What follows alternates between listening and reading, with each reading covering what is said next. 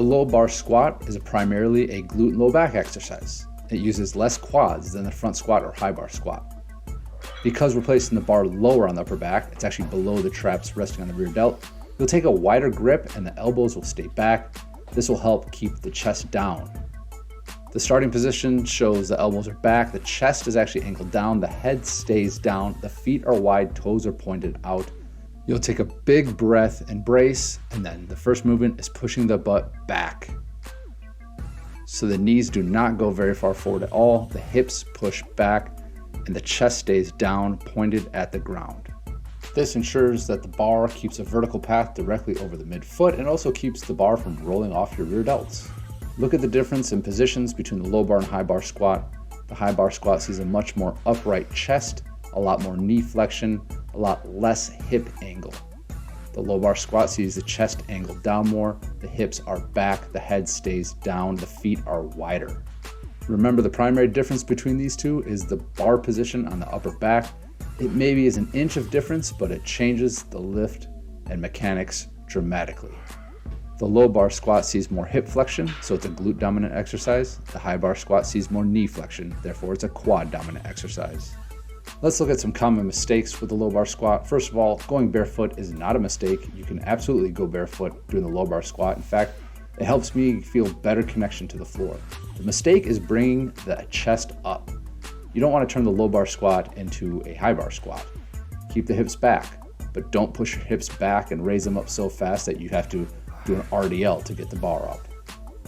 If you're in a bad position at the bottom, just bail on the lift and set the bar on the spotter arms. That's what they're there for.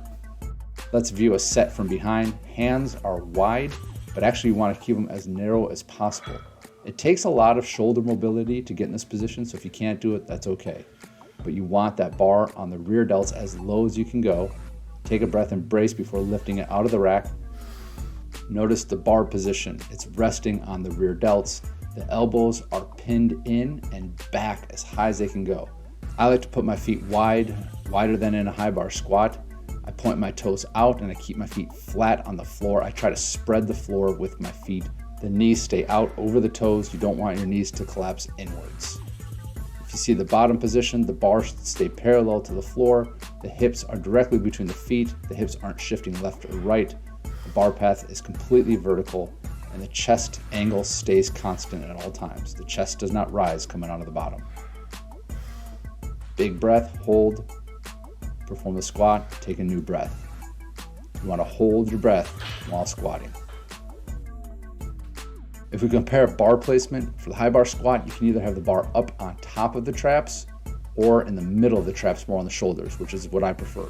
You can see that the grip is as close together as possible. The elbows are more below the bar. With the low bar, the hands and thumbs are on top of the bar. Hands are a little wider, elbows are back, chest is more down, the bar is resting across the rear delts. It's completely under the traps. You can see how squeezed the upper back is when doing the low bar squat. In all instances, you want to actually be pulling the bar down on top of your back. You don't want to be pushing it up at all. Pulling it down will engage the lats and help you keep a stronger back. I always recommend people film themselves from the side when squatting to make sure that their bar path is vertical. So if you draw a line from your midfoot, the bar should follow that line as closely as possible. If the bar goes out in front of that line, you're putting too much strain on the low back. If the bar is behind that line, you are too much on your heels and could actually fall backwards. So have someone film you when you're squatting to make sure your bar path is vertical.